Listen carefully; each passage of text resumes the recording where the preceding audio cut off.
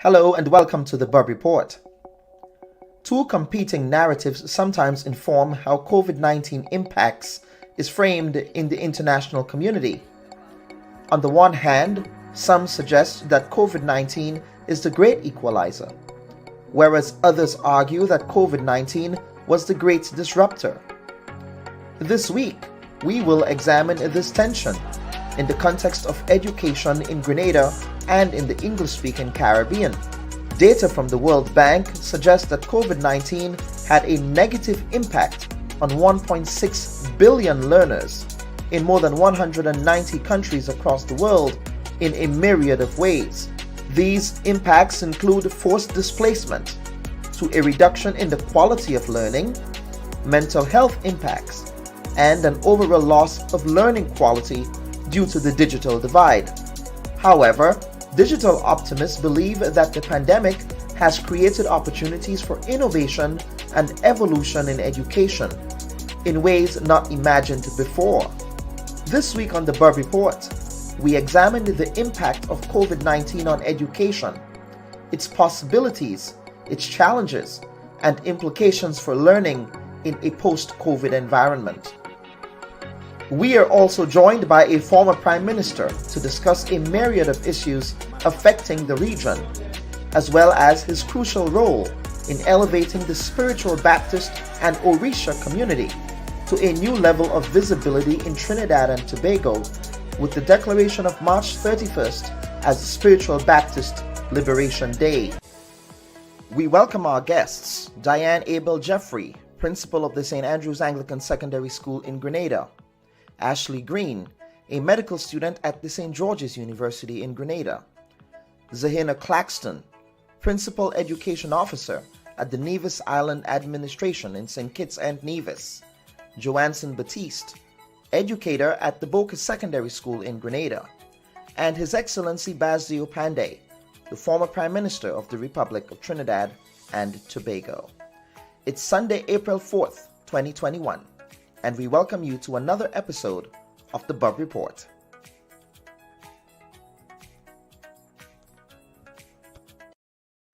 A pleasant good day or good night or good evening, whatever time you're joining this program. Let me extend a warm welcome to all our viewers and listeners as we take in another episode of the Bubb Report. We are indeed very excited to have this week's show. Certainly, it is also the Easter weekend for Christians around the world who are celebrating Easter. And so we take this opportunity here at the Bubb Report to wish all of you a happy Easter. And let us remember the mantra of Jesus Christ. His mantra was, love your neighbor as yourself, and not judge your neighbor as you would judge yourself. And so I want to take this opportunity to welcome my first guest this morning. I'm joined by the Honorable Basdeo Panday, former Prime Minister of the Republic of Trinidad and Tobago. Mr. Panday, welcome to the Bubb Report. Thank you. Absolutely. Mr. Panday, how have you been? How have you been keeping busy and staying active during this period, sir? As a matter of fact, the COVID lockdown has been a blessing for me in that I cannot leave the house. And therefore, I must find time to do other things, like educating myself, like reading things I've never read before, by learning to play a musical instrument, all sorts of things that I couldn't do in my 30, 40 years of politics, I am able to do now. Okay. Because I'm locked down. I can't go now. Right. Have you written any memoirs? Are there any books in the works? Yes, I'm in the process of doing an autobio. Okay. All right. And well, whenever that book is released, you're certainly welcome to return to the Bubb Report. As a matter of fact, I'm hoping that it be published after my death, having regard to some of the things I intend to say in it. Well, you certainly don't want to ruffle any feathers, right? Okay. Okay, Mr. Panday. So that has been challenging for the Caribbean region. It has been challenging for the world in general. But the old adage goes that whenever the United States catches a cold, the rest of the world catches pneumonia. And so we were able to see the rippling socioeconomic impact of COVID 19 on the Caribbean. What are your thoughts with respect to how we are navigating this period? Well, first of all, it differs from country to country. Mm-hmm. Whereas there are some countries in the Caribbean that depend upon tourism as their main source of income. Well, what has happened with the COVID-19 pandemic is that people have slowed down in the traveling, and therefore the income coming into these countries, which are the main source of income, is drying up rapidly. In those circumstances, I think there has been much suffering, unemployment, and so on. Also because in other countries, like Trinidad, where oil used to be the mainstay of the economy, oil and gas, now that the whole economic activity in the world has slowed down, prices have fallen and so on, it has affected Trinidad in that way. So what I think it has done is affected different countries in the Caribbean in different ways. Mm-hmm. And how have we been, at least in the context of Trinidad, I'm sure you can speak to Trinidad more directly. How would you say the government has stepped up to the plate in this period? And you don't have to be diplomatic. Okay, I think they can't find the plate. They cannot find the plate. Yeah, just step up to it. The point is, Trinidad and Tobago has been a country that is rife with corruption, mismanagement, that sort of thing. And having received hundreds of billions of dollars in oil revenues over the years, today we are borrowing money to pay debt because of corruption, waste, and mismanagement.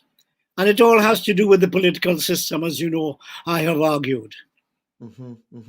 And so you're saying that they can't find the plate, they've not stepped up to the plate in this period. Would you say that we were not prepared to handle COVID, or we didn't save for a rainy day? What would you say would be responsible for that? First of all, we were not prepared to handle it. But whether or not COVID had come, Trinidad and Tobago was on the decline, again, because of the falling oil prices, because of the fact that we closed down the refinery, because of several things that have happened, and the inability of the government to have a vision as to where it wants to take the country. I think COVID or no COVID, we would have gone down economically. The society, crime is rampant. Kidnapping, all sorts of things have returned to the country in recent years. And if you were given the opportunity to provide advice to your successor, that's Dr. Keith Rowley, what advice would you be offering him now and his cabinet? Resign. Those are very strong words. But what else is there you can advise him to? He has all the technical advice he can find. He has all the money to pay for all the experts and so on. How can a poor guy like me, out of the circle, be in a position to advise him? He has all the facts. And Mr. Panday, let us turn to your successor, who is currently the political leader of the United National Congress. That's Mrs. Kamala Persad-Bissessar. She was recently re-elected as the political leader of the party. Surely that is an outcome I'm sure that you are not pleased with, considering your relationship. No, that is an outcome I expected, because of the nature of politics in Trinidad and Tobago. You see, Trinidad and Tobago and Guyana are really different from the rest of the Caribbean countries in that there are two major races, or as Lloyd Best would say, ethnic groups, competing for political power in a political system that has been imposed upon them that encourages that kind of racial and ethnic division. These two countries suffer that, whereas the other Caribbean countries do not, because they do not have two major ethnic groups in almost equal proportion, living in different parts of the country. You see, all those things, coupled with a system of first past the post, is a formula for failure. Okay, and so let us segue into the recent events that has been taking place in Trinidad, specific to the local government elections in the Tobago House of Assembly. This is the first time. This is not the first time that we've had a parliamentary tie in elective politics. You were also part of a parliamentary an electoral tie with your colleague there, the late Mr. Patrick Manning. However, in the case of the Tobago House of Assembly, it does not give the president of Trinidad and Tobago the opportunity to broker some sort of power sharing agreement. Go ahead. It's a pity that the former president, Ian R. Robinson, is not alive. He would have solved the problem by adopting moral and spiritual values. That's what he did in Trinidad. He I don't know where he found it from, but he used moral and political values, even though we had got a majority of votes. Anyway, the point about it is the tie has come because there's an equal number of seats. If you change the constitution and make the number of seats unequal, then there will not be that problem, which is what they did in Trinidad, actually. And so you have been a proponent of constitution reform. Yes. For many years, you have advocated for there to be constitution reform in the context of local government politics as well. So what would be the way out of this? How do you get to a place where, is it a case where, well, you're just going to have another election and not solve the pressing issue here? I suppose they will have another election, which I think is being recommended by the central government. And yes, they may end up the same way. They may end up with a tie again. I think there's also a proposal to add another seat. And so that makes it an unequal number, hopefully, with an election and an equal number of seats. They may not have the present problem. So do you think that the current legislation that is being piloted in Parliament is the best way to go? But first of all, I think Tobago is in a unique relationship with Trinidad, and I think they ought to be consulted. I think democracy demands that people have a say in the way that they are governed. And I don't think sufficient notice is being taken of that by the central government. Mr. Panday, as we wind down here, so one of the reasons why we decided to invite you, a couple of days ago, the Spiritual Baptist community in Trinidad and Tobago celebrated Shelter Baptist, Spiritual Baptist Liberation Day. You were very instrumental in establishing that national holiday. And that was back in 1995, I believe, when you were elected as prime minister back then. And essentially, you were able to raise the visibility and the legitimacy of that community, which has been historically marginalized and demonized, if you will, in the Caribbean region. So could you tell us the context behind your involvement in ensuring that they get that visibility? Okay. Well, first of all, the Shelter Prohibition Ordinance of 1917 had made it an offense to practice this religion. And after much struggle, the law was repealed on the 30th of March, 1951. But the religious sect continued to be looked down upon, to be scorned and disrespected. So they began another struggle for recognition and acceptance by the rest of the society. When I became prime minister in 1995, on the 26th of January 1995, 1976, in order to end this problem of alienation, so to speak. We declared March 31st as a public holiday. And not only that, we donated 25 acres of land in a place called Maloney for the establishment of an African spiritual park. The philosophy behind the whole thing was that Trinidad, being a divided society, we have failed to develop as a nation because of this tremendous division, particularly between the two major races, the two major ethnic groups. What is needed is unity. And the only way to create unity is to indicate, not only by words, but by deeds, that you are prepared to treat everybody equally and fairly. And that was the reasoning behind our decision to declare a Baptist holiday on that day. And they're the ones who chose the 30th of March, because that was the day on which the Prohibition Act was repealed. Mm-hmm, mm-hmm.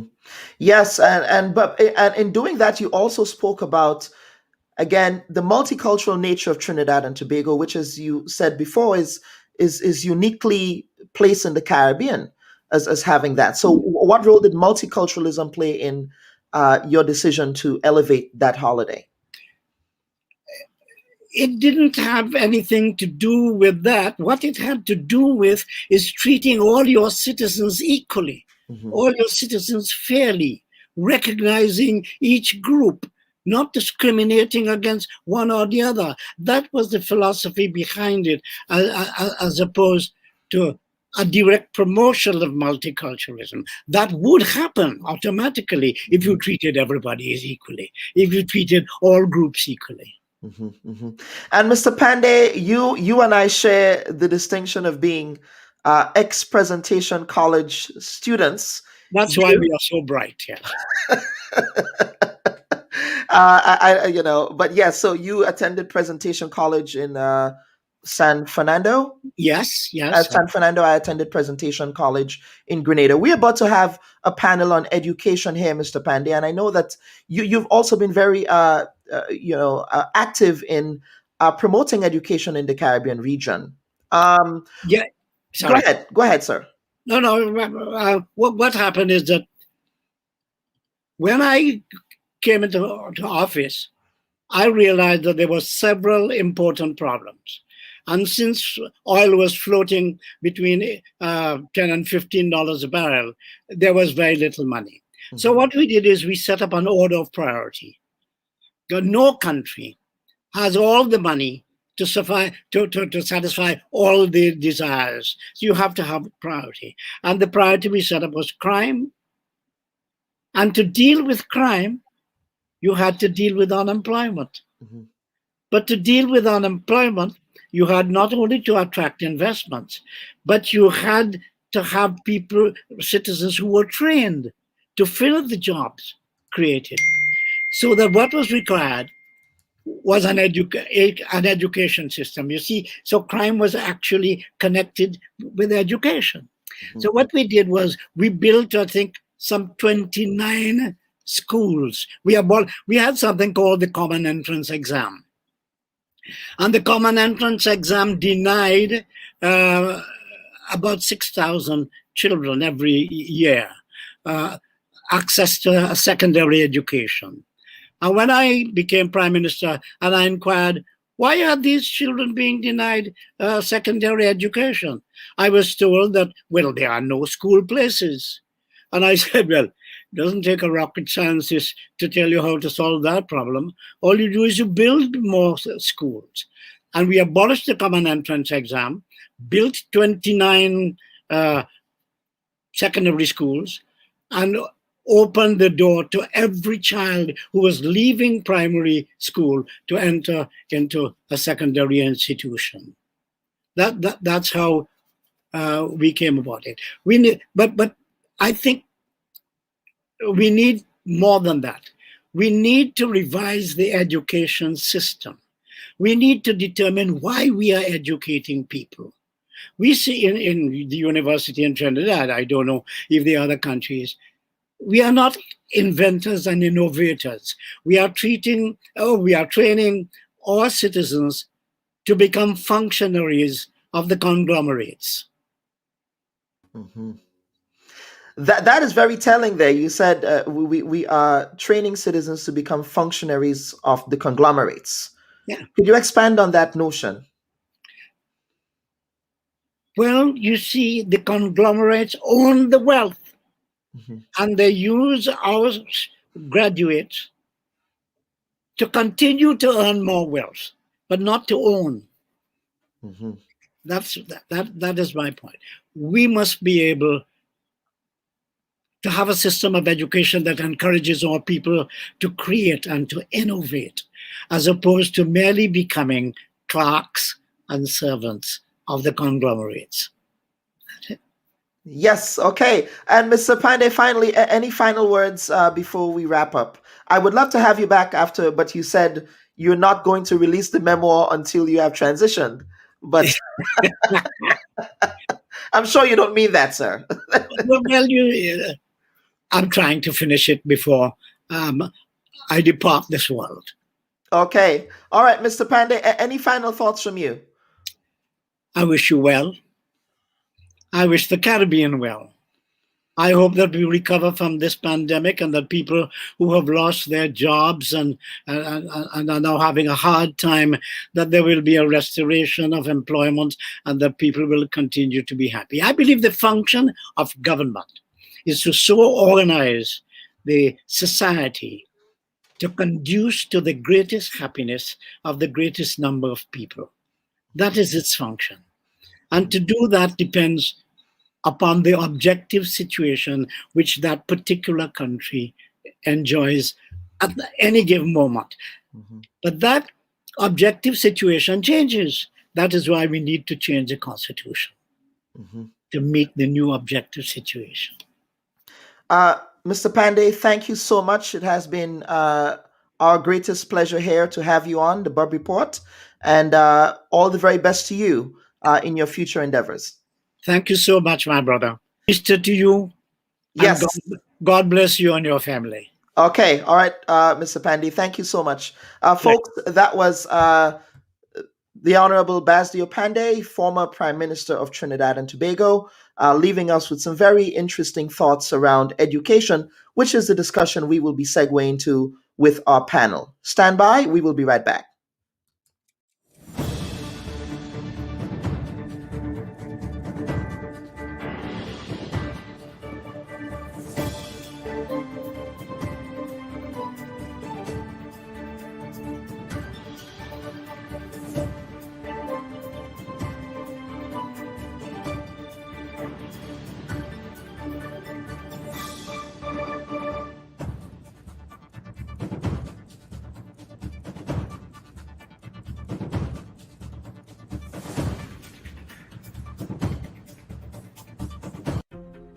It's an awful time in the world, but I think it's a really interesting time in education. We've never had a moment like this one where everyone at the same time has jumped into this technology.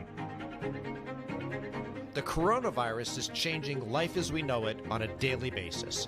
In COVID 2025, we'll explore how the pandemic is rewriting our future. The ability to teach through the technology is really powerful. I can lecture, I can call on students, I can engage in Socratic dialogue.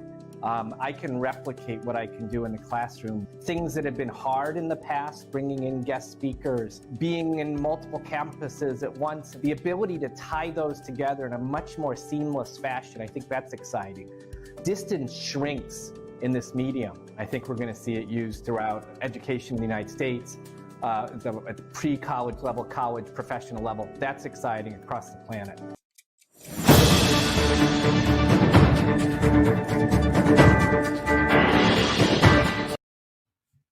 And welcome back, folks. I want to begin, and first of all, let me welcome my very diverse panel, very regional panel this morning, Mr. Johansson Baptiste James. He is an educator at the Boca Secondary School in St. George's, Grenada. I also have Ashley Ann Green, who is a student at the St. George's University, but you're currently back in Jamaica because most of your classes have been virtual. And I have Miss Zanella Claxton. I hope I pronounced that correctly. Zanella. Yes, Zanella Claxton. And you are the chief education officer. I believe that's not the title, on the island of Nevis. Principal education officer. Principal education officer on the island of Nevis. And you would tell us more about that local government structure and how you have some semi autonomous authority there. That's interesting. And Mrs. Diane Abel Jeffrey, who is the principal of the St. Andrew's Anglican Secondary School. Most of my family attended SAS. And one of the producers of this show is also a past SAS student. So let me thank you, gentlemen and ladies, for appearing on the Bubb Report today. And we want to have an education conversation with a diverse array of people, administrators, educators, students, so that we can. So first, the first question I have for the panel is, what have we learned from this pandemic period that we will be taking forward as an important lesson in reframing and rethinking education? I will start with you, Miss Claxton, as an administrator. I think we have learned the importance of open-mindedness. For many years, I told my colleagues during the pandemic that the pandemic has forced us to do what we should have done many years ago. And so coming out of the pandemic here at our local office, we have coined the term, or we're using the term, education for the future. And so in everything that we have done post last year's shutdown, our shutdown was between March and about June, July, thereabout. And from that time onwards, everything that we have done has been to prepare ourselves and our students for the future. I think your previous panelist said something, Honorable Panday said something very important, that we have to ensure that we have innovation and creativity embedded in everything. And so the pandemic taught us the importance of that, and ensuring that we are prepared for the future, and we're preparing our students for the future as well. And Mr. Jeffrey, same question to you. Biggest lessons? Yes, so I believe that one of the most important lessons that we have learned is the importance of adaptation. We've learned that there are different circumstances and situations that will face us at any given time, and we have to adapt to them. So we've had to make rapid changes as we've proceeded through the pandemic, and we've had to make those changes in quick time. So whereas in the past we were at a stage where we felt fairly comfortable and not really seeing the need to be flexible, the pandemic has brought on that consciousness that we now need to be ready at any time to adapt to any new situation that confronts us. Mm-hmm. And Mr. Batista, same question to you, and then I'll get to Ashley, who is the only student we have here. You need to unmute your mic, sir. Yes. My apologies. That's the biggest lesson that I believe we learned from the pandemic is that, as Honorable Panday would have said, and as well as Mrs. Abel would have said, that we need to be able to adjust at any given time. Tradition is a poor way of preparing for the future. If we were told in 2019 that we'd have to be teaching online, most teachers would have laughed and said, you're thinking too far ahead. And then the pandemic came and we were forced to move online. So we must be able at any given point to adapt and be more future focused, more future centric. We can't be relying on what has worked. Even though it isn't broken, we still must fix it. We must be adapting and we must be moving forward 24/7. No time for stagnation, especially in education. Ashley, as a student, I'm also an educator, so I know that this period has been extremely challenging for students, and as educators, we've had to adapt. And from the other side, what has that experience like in terms of innovation? And ensuring that you have a good experience as a student? Well, let me start by saying that if anything, this experience has taught me that students are incredibly resilient. We've pulled together. We also feel a sense of community because it's not just students that are experiencing the effects of the pandemics. Lecturers are experiencing the effects as well. Sometimes their internet is unstable. So there's a sense of unity, a sense of commonness. And also, it has also brought out disparity or the presence of disparity. Some students don't have access to proper Wi-Fi connections and things that they need in order to thrive in a virtual environment. So there has been positives and there has been negatives, in my opinion. And you are a medical student, if I'm not mistaken. Is that correct? Correct me if because medicine, to me, medical education, is to me is very hands-on, right? It does require a lot of practice in some modules that you have to take. What does that look like? Well, to be honest, during med school, a lot of it is training, but the majority of the practice actually happens after. You never stop practicing medicine. Mm-hmm. But our facilitators have been so helpful in that our learning experience has been virtual, and we've had videos of cadavers, videos of lab exercises, where typically we would be in the lab, experiencing it ourselves, but they've done a really good job of demonstrating for us virtually, even though obviously we are missing out because there are things that you simply can't observe from a camera through a screen. Mm-hmm. But our facilitators have done an excellent job of adapting, and the education will continue after med school in person. Okay. All right. I have a question coming in here from one of the commenters, and I'm going to bring the entire panel back. Leo Edwards is saying, I don't think we can have this conversation without considering the digital divide and the differential outcome for those from the lowest socioeconomic status. How are we meeting this digital divide?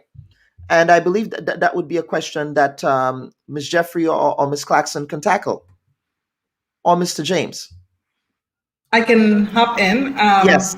So once again, as I said, when COVID got closer and when it got here, we realized that there are many things that we should have done many years ago that were not done. However, we took the opportunity, we viewed it as an opportunity to get some of those things done. And to address the question more specifically, there was a great digital divide, but in about February in 2020, we realized that COVID was getting closer. It got into the United States and getting, as it seeped into the region, we built a task force. We actually had a federal task force, and we worked on ensuring that we had certain things in place in preparation for the possibility of transitioning to online learning spaces. And so what we did, we conducted a survey. It was both paper-based and electronic, paper-based for those persons who may not have had access, just to ensure that we gave everyone access to the survey, where we asked questions of both students and parents and teachers, whether they had internet access, mm-hmm. and whether they had devices that in the event that we had a transition that they would be able to use. We used that data to then, across both St. Kitts and Nevis, compile a needs list, a high priority needs list, and purchased devices for teachers and students who, according to the survey, did not have access. And then, of course, we went a bit over just in case we missed some in the process. We also worked with some of the local companies, and we were able to get internet access for those teachers and students who did not have access, and they were able to get connections and 3 months free service. And of course, if they needed extra support post that, they would be able to, there were other provisions that we put in place. But while they were at home, we were able to give both students and teachers access to internet and devices. We had a distribution system. We actually did it through they were able to check the devices out.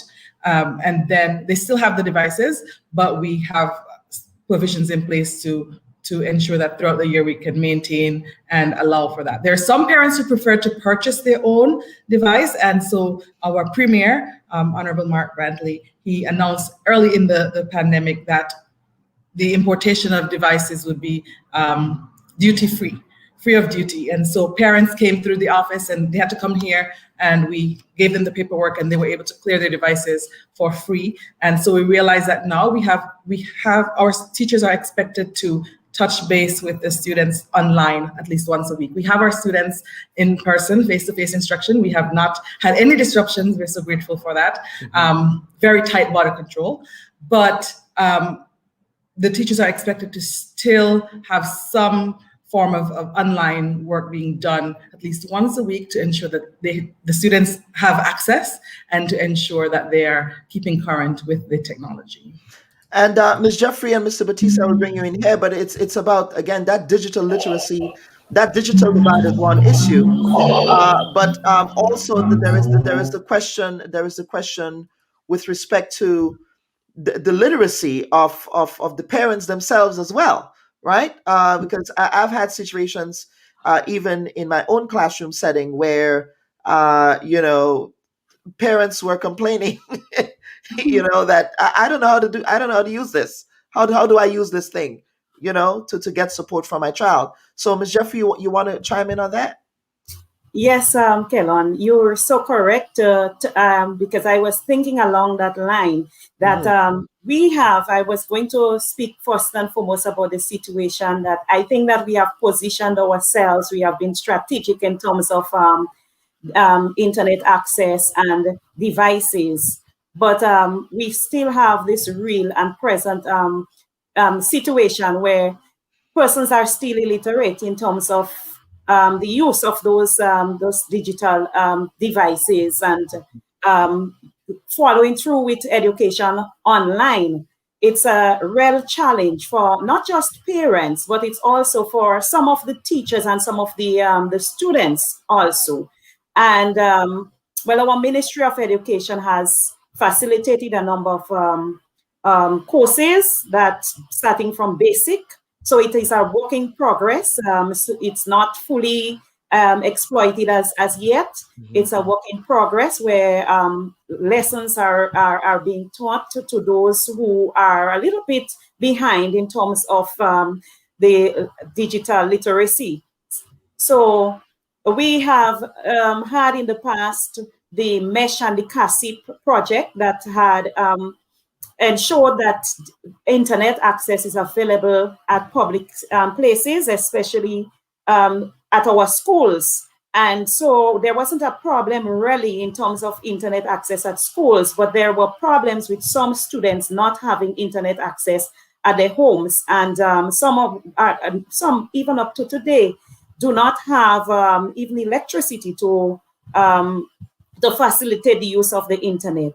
But I believe that teachers have been very creative and supported by the Ministry of Education. They've been able to continue teaching, even or continue ensuring that the students are getting some form of instruction, even if they are not able to follow through with the internet.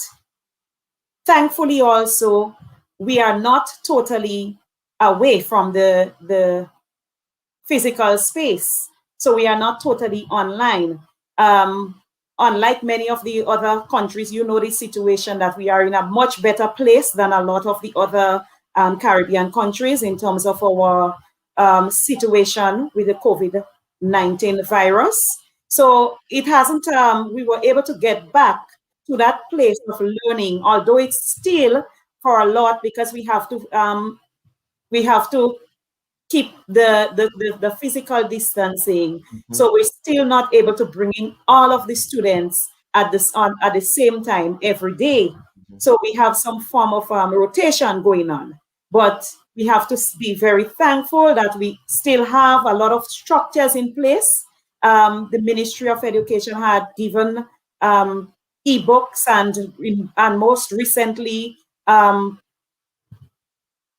tablets, not tablets, but computers, laptop computers to all secondary school student teachers and students. And they have started the same process with the primary school. So I believe that we are putting ourselves in that strategic position that was we've seen as necessary to ensure that education continues even amidst this crisis. Mr. Batista, I would call you a digital native. I'm sure you grew up with the technology. You grew up with the Yes, sir. smartphone, and so you are probably more adept at working with the technology with the kids. But what has that experience been like? Do you find that within the context of digitized learning, there is a narrative that kids get very distracted by the technology, and so that affects the quality of learning? What have you seen? Well, what I have seen is not necessarily technology is distracting. However, when they're at home in an environment where distractions are aplenty and some parents may not have the time to dedicate to keep them on track, to keep them focused, the kids do tend to get distracted. However, the generation that exists now in schools, especially in the primary schools, they're a lot more device focused, digital focused, and some actually took more to the work that was presented digitally than the traditional in classroom pen and paper work. So, not including the students who were omitted due to lack of devices, I'm speaking about those who had access, they would have taken to it more. I mean, yes, distractions were plenty. Yes, sometimes they were distracted, but I personally recorded at least 80% in terms of work completed. And though the M-Star platform that they gave us was also a bit challenging during the pandemic, the students were not as distracted as you may think they were. The lessons we presented would have been done in a format that would have caught their attention, for example, videos and animations and so forth. So they were more or less more present. Okay, and we have a question here coming in down the pike from one of our listeners. They say, for us in the Caribbean, this has presented an opportunity to reevaluate the ways we continue to school while living in coloniality. It also presents us with an aperture to consider the equity issue, particularly with a lens of socioeconomic and inclusive education with students that are minoritized within schooling. To what degree are we, in parentheses, educators, interrogating these types of issues? That is a very deep question. Ashley, I will get you to jump in. I see you nodding there. You wanna respond to that? Yes, I do agree that that's a very good and interesting and relevant question. I had mentioned earlier that, if anything, the pandemic had highlighted the disparity between students and socioeconomic classes, students who have access to Wi-Fi, students who have access to devices.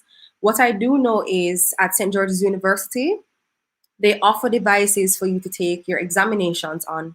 But what about students who are at home and don't necessarily have access to these devices? So yes, it has highlighted some socioeconomic disparities.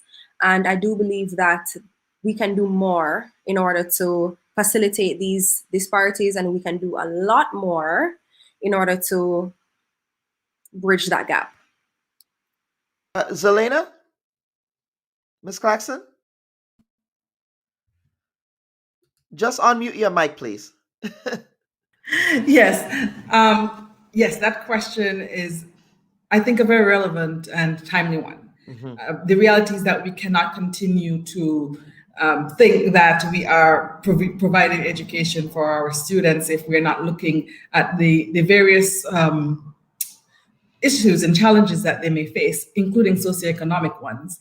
I smiled at the term colonialism or coloniality. Coloniality, I like that yes, term. I like that term too. In fact, we are currently in an education curriculum enhancement process where we are trying to shift away from some of the norms that come with our past or a past of colonialism. It is a part of our past. It's a part of who we are as a people, but we should ensure, and we are trying, at least within our context, to ensure that we put mechanisms in place to provide education for all students. And it is a work in progress. We know it's not something that will be achieved overnight. Where we are today didn't happen overnight. And so to that individual who asked that question, as educators, we are cognizant of those factors, and we are using them as we plan the way forward to ensure that our students have fair opportunities, that there isn't anything that stigmatizes them to the extent that they are not able to excel, and that they are able to become global citizens. I hope that answers the question. Yes, and I'll get the principal here, and I see you're nodding as well. Yes, I believe that that the education systems in the Caribbean, and I can speak of Grenada, are really mindful of the need to cater for the different socioeconomic backgrounds. And I believe that's why, if you listen to Ms. Clapson, she spoke of they have done some research. They collected data to determine who need and who would have to get a device in order to continue learning. The same thing was done in Grenada, and there are a number of things that are being done to facilitate, to ensure that the students who have less are not deprived of an education because of the situation. We have a lot of programs within schools. Some of them are being done not just by the government, but by for example, we have the Gren Coda and the Grenade and those organizations that would come forward to assist students of a lower socioeconomic background, to help them to continue their learning, to facilitate their learning. So I believe, and these are things that are facilitated within the schools, or the principals, the teachers and so on. Even teachers, principals, they assist students because we identify these things and we recognize that it is important that our students, despite their background, whatever their background, should be given a fair chance and a fair and equal opportunity of a quality education. So we do all that we can at the different levels within the education system to ensure that we do not stick to the coloniality, as the contributor has said, but that we cater for the changes and give more opportunities to all students, ensuring that all students, not just some students, not just those who can afford, but all students, those who can afford, those who cannot afford, those who can afford a little bit, that everyone is given that equal opportunity. This has been a very, very important and necessary conversation, and a conversation that needs to continue to happen. But we will come back to wrap up. We will take a quick break, and we'll get some final comments from this wonderful panel today. Stand by. Since losing that seat, what have you been up to? Now, Mr. Attorney General, this particular provision sounds unconstitutional. But why were there not consultations before moving forward with the proposals? Did they say what will happen when you guys get to St. Vincent? Because there are pressing social economic issues that I would want to address with you. In the hyper-information age of social media, the Bubb Report knows there is more to the story. We have questions and demand answers. We strive to hold the powerful accountable and tell an unbiased, contextual story. You know what happened. We let you know why it happened. There is always more to the story. The Bubb Report, streaming every Sunday at 11 a.m. on Facebook and YouTube. Okay, folks, welcome back. And before I get back to the panel, there's another question here that comes from Michelle Serrana McLeish, who I believe is a teacher herself. She's saying, in all of this, I think the Ministry of Education in Grenada needs to revisit the Grenada Growth and Poverty Reduction Strategy of 2014. The research concluded that education is the way out of poverty. To curb this, some emphasis was placed on training and, in some cases, retraining of teachers in core areas such as math and science and literacy. However, on completion, most of these teachers were placed in the MOE instead of allowing them to remain in the classroom to improve these core areas. It's an interesting highlight here. I don't think Mrs. Jeffrey can answer that question. That might be a question for policymakers to address, but do you want to chime in? No, as you rightfully said, it's an issue for policymakers to address. But I also want to step back a bit and just speak. Although I spoke glowingly about the actions that are being taken facilitate learning for all. I also believe that there's a lot more that needs to be done in terms of from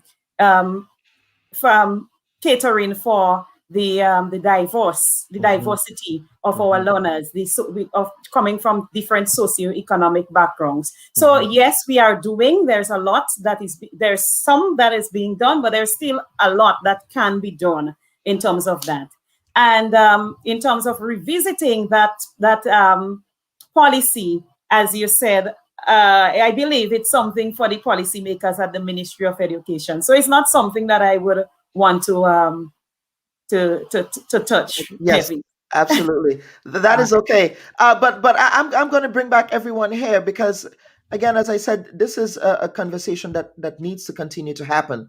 But let us look forward to a year from now or a year and a half from now. Hopefully, this pandemic would be in the rearview mirror. Yes, and so I'm wondering if we are still going to be having conversations around some of the archaic aspects of our education system, or would we have learned from this period in such a way as to begin that process of innovation that we can say, you know what, we are now in a new era of education at all levels. So who wants to jump in here? What do you envision a year from now, 2 years from now? Kellan, I believe that we would still be having certain conversations because change, though it's inevitable, it takes time. And you know that there will always be resistance to changes. So whatever changes that occur, whether they're coming in as a necessity or they just coming in because of some strategic plan that that some organization or government or school or whatever decided to implement, there will be resistance. So there will always be conversations about what was and comparison in terms of what was and what is and what could be. So I believe that the conversation will still be had as to, in terms of what used to be and what is happening at this time. So I don't think that it's something that will end because we have made those changes. We will continue to change and we will continue to have conversations around those changes. Ms. Clarkson? And I agree, of course, with Mrs. Jeffrey. Sometimes I tell my colleagues that I live in a semi-utopia. But I think that although we'll be having some of those conversations, I also foresee that we would have taken great strides in the right direction.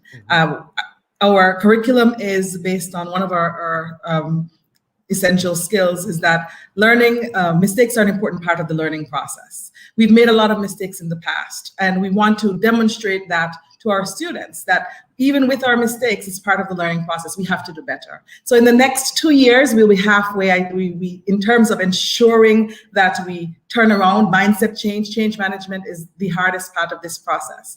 And so in 2 years, I foresee that our teachers who were digital survivors and digital barely survivors will now be in a position where they're a bit more confident because of the continuous professional development. I see that our students who did not have devices will have increased devices. I see that our schools will have more devices at school to of course, give the students the opportunities to be able to complete their assignments during recess, after schools. I see that we can have increased after school programs, and I foresee that we will have additional activities that focus on student-centered instruction with the aim of that innovation and creativity that we've been speaking about, with the aim of creating entrepreneurs and persons who are independent thinkers and who can change the face of our region. And so as I said, Mrs. Jeffries is correct. In 2 years, we might not have gotten to our end point, but we should not be having this same conversation. We should be able to reflect and smile at what we used to be, looking forward to what we will be. Okay, Mr. Batiste, let me bring you in here as one of the youngest, as the youngest educator on the panel, if you will. What do you envision? And I know that you're very big on content creation. I believe you're very big on ensuring that our education, the material, the content that we teach can be much more digitized. I know that's something you're passionate about. So what do you envision?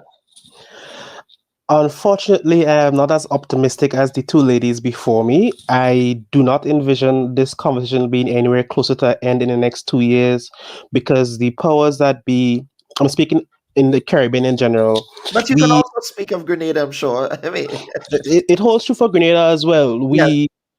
We know what we like. We like to stick to things that we're accustomed to. Familiarity is our best friend. And in ushering in an age of technology and transforming education into technology is not something that we are prepared to do as a society as yet. Yes, due to COVID, we adopted it for now because we had to. But as soon as the pandemic lessens and we can safely return back to the old ways of doing things, I foresee Grenada and the Caribbean in general going back to it until it is even necessary again. I foresee this becoming the norm maybe in the next 10 years when my generation is fully in charge and fully at the helm. But as it stands now, this conversation is just the beginning of a very long talk that needs to happen, but it will not end anytime soon. So in other words, you're saying that the system as is currently designed needs to be disrupted. There needs to be significant disruption in it. Yes, the COVID was a disruption, yes, but not big enough to spark the necessary change. We adopted it because we had to, but as soon as we don't, it's like an umbrella of sorts. While it's raining, we put the umbrella up. As soon as the weather escalate up, we're going to put it back down. We need something more of a tsunami or so to fully adjust to what we need to do. And that may require some generational change, you're saying? Yes. Because the powers that be, they speak technology, but they don't act. They don't do the necessary things required that would show that they're actually moving technology. ICT in Grenada and for the poor parts of the Caribbean is just talk, is just show. There's nothing actually being done. You can see that in the classrooms, you can see that in the ministries, you can see that anywhere you look. ICT is just something that we speak about, but it is not something that's fully on board yet. We need full change in the telecommunications companies, first of all, and it will trickle along from there. But until then, all talk, no substance. That's my opinion. Ashley, you were also nodding there and sharing Mr. James on. So I do agree with points made by each member of the panel, but I do believe that it is not only the responsibility of the government to see what is happening and to make the change, but also for innovators to see the doors that are open and make the change as well. It's not just up to the powers that be per se to make that change. I think that there are individuals who can step up and step in and get it done. And yes, I do agree that in 2 years from now, it won't be the end point, but I do believe that we have opened the door for conversation, and I do believe that we have gotten the chance to take a look at the resources we have, how we can put them to use. Who knew that we would have even been able to adapt to this type of situation? We wouldn't have known had we not been faced with these challenges. And I do believe that we now have the resources, or not just the resources, we know that we can come together, pull resources together, not just from the government, but investors, people who are interested in this type of thing. We can come together and make a change, especially for students who are not just visual learners, especially for students who are tactile learners, who aren't just auditory learners. I believe that if anything, the fruit is ripe for the picking. And while we might not reach the end goal in 2 years, we have opened the doors to change. Okay, and I will give each panelist an opportunity to offer some closing comments to our audience. I will start with you, Mr. Batiste. Unmute, sir. Right. It's a bad habit.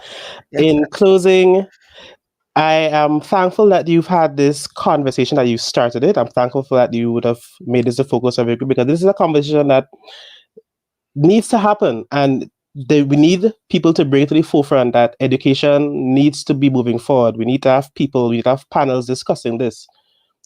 Of everything, of all the new normals that are being discussed currently, education is being left behind, education is being left out. And that's one of the reasons why I say in 2 years, it still won't be a thing, if you understand what I'm saying. And in closing, I'd like to say that yes, in regards to Miss Anne Pryor, people can step up, innovators can step up, but at the end of the day, education systems can't be changed by just one or two people. It needs to be changed from the top come down, from the CEOs come right through. You can have as many evidence as you like, but until they see a need to change it, until standardized education or standardized examinations change, there's only so much you can do. That is a whole another conversation that needs to be had. Don't even get me on standardized testing. I shared my experience about having gone through the standardized CXC exam process and what that looked like for me. But that's another conversation. Mrs. Jeffrey, final thoughts from you. Okay. As we close, let me just say thank you, first of all, to you, Mr. Bob, and to the audience. I want to encourage everyone to embrace the new normal. That's how we are going to make it successfully. That's how we are going to get a change, because we are still in the process of changing. We haven't arrived as yet, as the panelists have underscored. And there is still quite a lot that needs to be done in order to facilitate that change process so that we will have that end that we are looking for. And maybe move into something more, because I'm thinking that Mr. Batiste said that 10 years from now, we'll be having this conversation again, maybe when, or up to 10 years from now, that's when the change might come under his generation that will be leading the way. But I'm thinking that 10 years from now, things would be so different in terms of technology that this may become so irrelevant. So now that we have what we have here, and we've seen the need, and we're seeing the opportunities that are being before us, asking that everyone take the opportunities and ensure that the education of our students throughout the Caribbean, not just in Grenada, I'm not just speaking for Grenada, but throughout the Caribbean, that the education of our students is not hampered, but it is advanced with whatever facilities that we have at our disposal, and whatever we can do to increase or improve on the facilities. Let us all come together and do just that. So thank you very much. Okay. And happy Easter to everyone. Likewise, Ms. Claxton. Yes, first of all, I want to say thank you to the Bubb Report for the opportunity to have this discussion, and of course to my wonderful other panelists this morning. It was indeed a pleasure to talk with you and discuss these very important issues. I agree that we have a long way to go. We have a long way to go before we get to even where we want to go. And when we get there, guess what? We'd realize that we have a long way to go again, because life is dynamic, ever changing. And so it is important for us to bear that in mind and to understand that even though we think we know where we want to go, when we get there, we have to consistently and continuously change to be able to present our students and our population with the best opportunities. I want to share with you something that I have shared with the educators here, and I think I might be one of the younger leaders in education. And so I came in about almost 3 years ago. And one thing that I have shared with my teachers, our education officers, time and time again, we are preparing our students for lives and careers that we have no idea what they would look like. And so we have to always present them opportunities to gain the skills that they can then use and apply when they meet these careers that we have never seen. And so with that in mind, I want to encourage all of the viewers, I want to encourage my fellow panelists to create opportunities which allow for an environment of, as we've said over and over again, creativity and innovation, critical thinking. And we know that, and of course, Bubb Report, I'm looking forward to the 2-year follow-up when we can come back and check on our status and see where we are and see if we really have made any true progress in education. Absolutely. Happy Easter to all. Absolutely. I'll be having this panel. Ashley perhaps would be Dr. Green at the time, but it would be good to have the follow-up conversation. Ashley, final words from you. Let me just start by saying thank you for having me as well. This was a very entertaining, dynamic, and also informative panel. I learned a lot myself. And I'd just like to close by saying that we are in a pandemic and things are out of our control. And I believe that if we can take some of the responsibility of moving forward and not just rely on the powers that be, I think we can move forward if we can organize together. If this is something you're passionate about, find groups to join, find organizations that are passionate about the cause as well and are doing something, are willing to make a change. I think we can all play a role in whatever small way we can to just move ourselves forward. Even though the end goal is far, I believe the end goal is far, but I think that we can all come together and organize to make a change. Ashley, thank you so very much. And viewers and listeners, let me thank you for your contribution this morning. We've had such interesting, very thought-provoking comments coming in from our viewers. And so we thank you for that as well. And let me take this opportunity again to wish everyone a happy Easter season. Traditionally, folks would be flying kites or going to different beach events. Back in the 70s, Grenada had the Easter Water Parade. That is no longer a thing, but it's now been replaced by a lot of the regattas and so on. So I want to wish everyone in Grenada and the Caribbean. It's very cold here in Washington, D.C. So there is not much of an Easter feeling here in terms of the weather. But let me take this opportunity to wish everyone a happy holiday season and have a productive week ahead. All right, folks, bye-bye. Thank you for watching.